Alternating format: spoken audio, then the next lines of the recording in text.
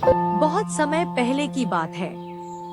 माधवपुर नामक गांव में एक गरीब किसान अपनी बूढ़ी अम्मा के साथ रहा करता था। उसके पास एक छोटी सी जमीन थी जो कि बंजर हो चुकी थी। फिर भी वह दिन रात उस पर मेहनत करता था।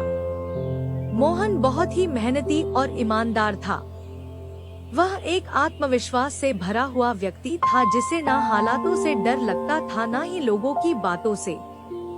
हर दिन सूरज उगने से पहले ही वह उसी आत्मविश्वास के साथ उठता और अपने खेत की ओर बढ़ता जहां सिर्फ बंजर जमीन थी, लेकिन उसके सपनों की हरियाली छिपी हुई थी।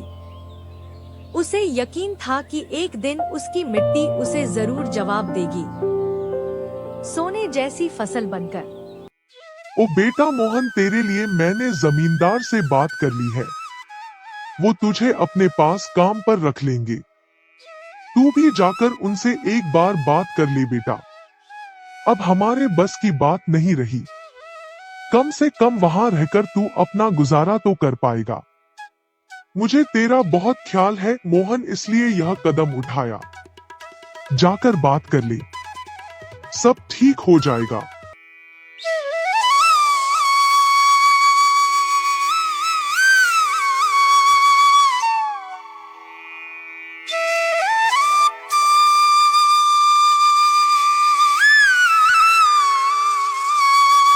अम्मा, तुमने क्यों बात की वहाँ? मैं नहीं जाऊंगा।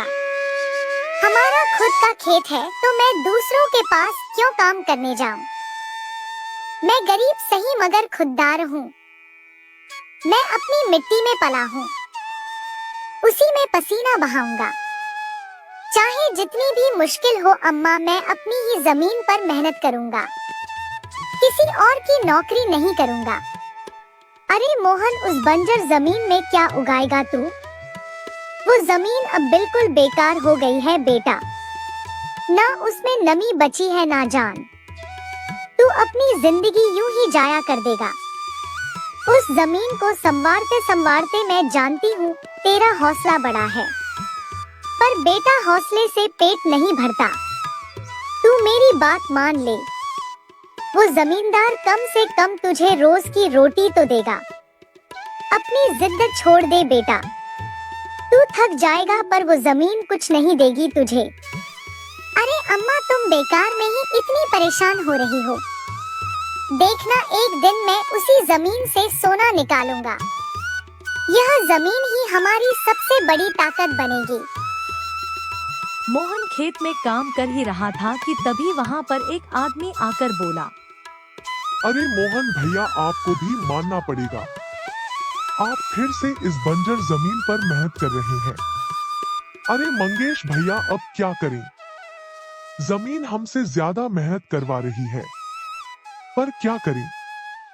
धरती तो माँ समान होती है। जैसा वह चाहे वैसा ही करना पड़ता है। कभी सख्त हो जाती है, कभी चुपचाप सब सह लेती है, कभी बीज को छुपा लेती है तो कभी उसे जीवन दे देती है। हम तो बस उसके बच्चे हैं जो उसके हर रंग को अपनाना जानते हैं।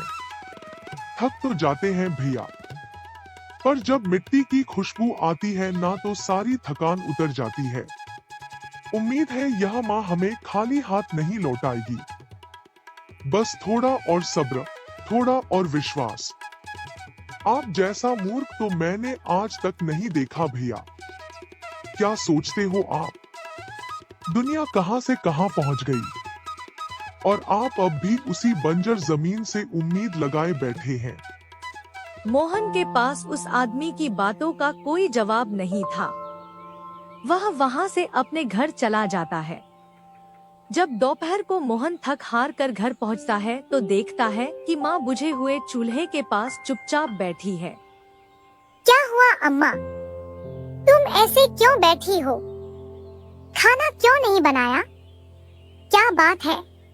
बेटा, चूल्हा जलाने के लिए लकड़ियाँ नहीं है, इसीलिए चूल्हा कैसे जलेगा? बस इतनी सी बात है अम्मा। मैं अभी जाकर ले आता हूँ लकड़ियाँ। मोहन लकड़ियाँ लाने जंगल चला